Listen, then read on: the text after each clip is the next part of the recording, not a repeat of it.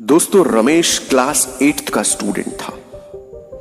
वह जब क्लास में होता तब बाहर खेलने के बारे में सोचता, और जब खेलने का मौका मिलता तो वह कहीं घूमने के बारे में सोचता। इस तरह वह कभी भी किसी प्रेजेंट मोमेंट को एंजॉय कर ही नहीं पाता था, बल्कि कुछ ना कुछ आगे का सोचा करता। उसके घर वाले और दोस्त भी उसकी इस आदत से परेशान थे।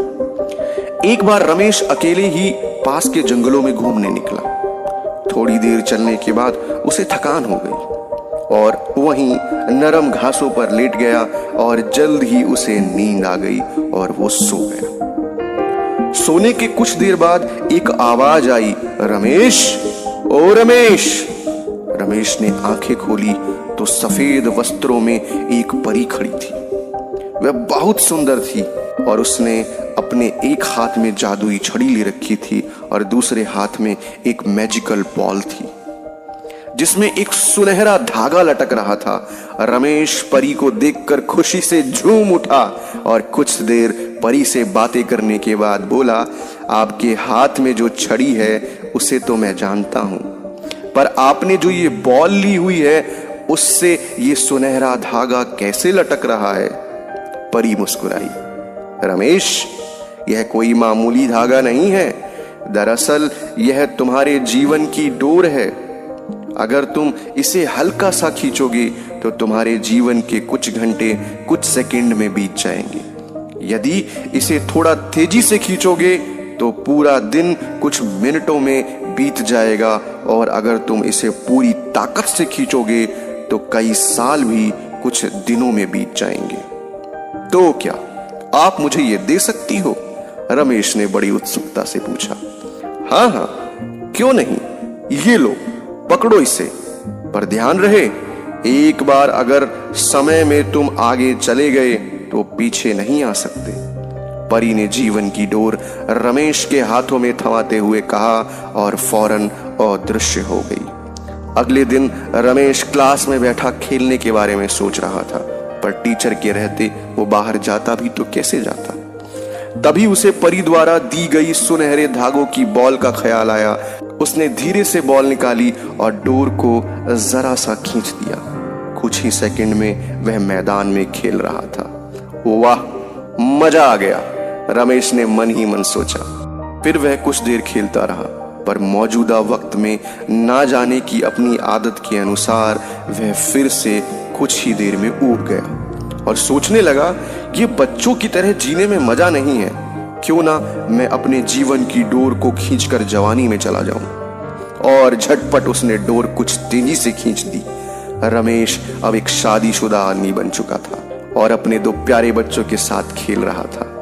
उसकी प्यारी माँ, जो उसे जान से भी ज्यादा चाहती थी, अब बूढ़ी हो चली थी, और पिता, जो उसे अपने कंधों पर बैठाकर घुमाया करते थे, वो अब वृद्ध और बीमार हो चले थे। इस परिवर्तन से रमेश अपने माता पिता के लिए थोड़ा दुखी जरूर था, पर अपना परिवार और बच्चे हो जाने के कारण उसे बहुत अच्छा महसूस हो रहा था। अब 1-2 महीने सब कुछ ठीक चला, पर रमेश ने कभी अपने वर्तमान को आनंद के साथ जीना सीखा ही नहीं था। कुछ दिन बाद वह सोचने लगा, मेरे ऊपर परिवार की कितनी जिम्मेदारी आ गई है। बच्चों को संभालना इतना आसान भी नहीं, ऊपर से ऑफिस की टेंशन अलग है, माता पिता का स्वास्थ्य भी ठीक नहीं रहता। इससे अच्छा तो मैं रिटायर हो जाता हूँ और आराम से जिंदगी जीता हूँ। और यही सोचते सोचते उसने जीवन की डोर को पूरी ताकत से खींच दिया। कुछ ही दिनों में वह एक 80 साल का वृद्ध हो चुका था। अब सब कुछ बदल चुका था। उसके सारे बाल सफेद हो चुके थे, झुर्रियां लटक रही थी। उसके माता पिता कब के उसे छोड़कर जा चुके थे, यहाँ तक कि उसकी प्यारी पत्नी भी किसी बीमारी के कारण मर चुकी थी। वह घर में बिल्कुल अकेला था। बस कभी कभी दूसरे शहरों में बसे उसके बच्चे उससे बात कर लेते थे। लाइफ में पहली बार रमेश को एहसास हो रहा था कि उसने कभी भी अपनी जिंदगी को एंजॉय किया ही नहीं। उसने ना स्कूल डेज में मस्ती की, ना कभी कॉलेज का मुंह देखा। वह ना कभी अपनी पत्नी के साथ कहीं घूमने गया और ना ही अपने माता पिता के साथ अच्छे पल बिताए। यहां तक कि वो अपने प्यारे बच्चों का बचपन भी ठीक से नहीं देख पाया। आज रमेश बेहद दुखी था। अपना बीता हुआ कल देखकर वह समझ नहीं पा रहा था कि अपनी बेचैनी और व्याकुलता में उसने जीवन की कितनी सारी छोटी छोटी खुशियां यूं ही गंवा दी। आज उसे वो दिन याद आ रहा था जब परी ने उसे वो मैजिकल बॉल दी थी।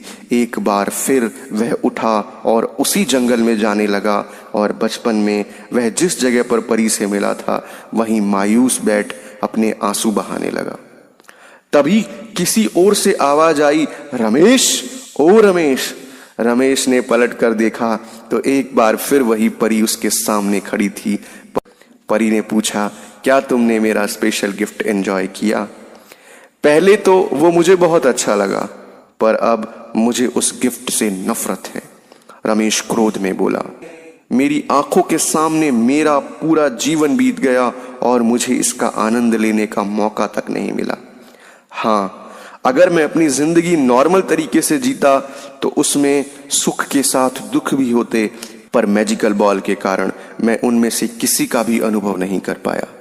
मैं आज अंदर से बिल्कुल खाली हो चुका हूं। मैंने ईश्वर का दिया ये अनमोल जीवन बर्बाद कर दिया, रमेश ने निराश होते हुए कहा। ओहो, तुम तो मेरे तोहफे के शुक्रगुजार होने की बजाय उसकी बुराई कर रहे हो। खैर, तुम्हें एक और गिफ्ट दे सकती हूँ, बताओ क्या चाहिए तुम्हें? परी ने पूछा। रमेश को यकीन नहीं हुआ कि उसे एक और वरदान मिल सकता है। वह खुशी से भावुक होते हुए बोला, मैं फिर से वही पहले वाला स्कूल बॉय बनना चाहता हूँ। मैं समझ चुका हूँ कि जीवन का हर एक पल जीना चाहिए। जो अभी को कोसता है वो कभी खुश नहीं हो पाता, उसका जीवन खोखला रह जाता है। प्लीज प्लीज मुझे मेरे पुराने दिन लौटा दो, प्लीज प्लीज। तभी एक आवाज आती है, उठो बेटा, तुम यहाँ इस जंगल में कैसे आए और ये सपनों में प्लीज प्लीज क्या बड़बड़ा रहे हो? रमेश आंखें खोलता है। अपनी माँ को आंखों के सामने देखकर वह कसकर उनसे लिपट जाता है और फूट फूट कर रोने लगता है। वह मन ही मन परी का शुक्रिया अदा करता है और कसम खाता है कि अब वो जीवन के अनमोल पलों को पूरी तरह जिएगा और डे ड्रीमिंग और कल के बारे में सोचकर अपने जीवन को बर्बाद नहीं करेगा। तो दोस्तों, अगर यह कहानी आप सभी को अच्छी लगी तो प्लीज़ कहानियों का ढाबा चैनल को सब्सक्राइब कीजिएगा, वीडियो को लाइक कीजिएगा। हम आपके लिए ऐसी ही शानदार कहानियाँ सदैव लाते रहें।